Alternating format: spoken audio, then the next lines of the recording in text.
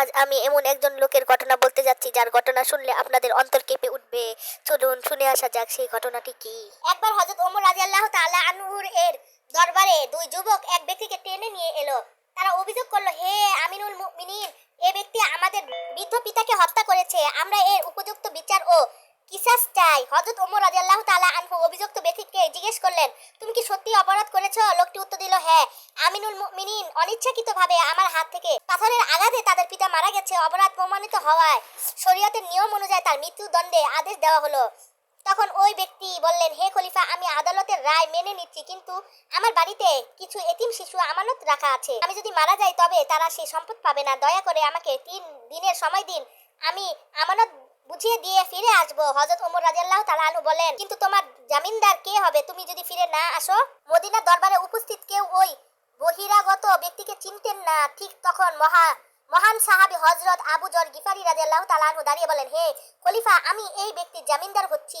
সবাই অবাক হলেন, কারণ ব্যক্তিটি যদি 3 দিনের মধ্যে ফিরে না আসে তবে আইন অনুযায়ী হযরত আবু যর গিফারিরা এর মৃত্যুদণ্ড হবে।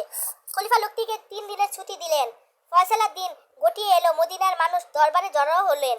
দিন শেষ হতে চলল, কিন্তু সেই ব্যক্তির কোনো দেখা নেই।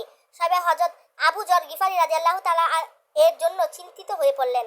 ঠিক সূর্য ডোবার মুহূর্তে দূর থেকে ধুলো উড়িয়ে সেই ব্যক্তিটি দৌড়ে দরবারে এসে হাজির হলেন। তিনি ক্লান্ত ও তৃষ্ণান্ত ছিল।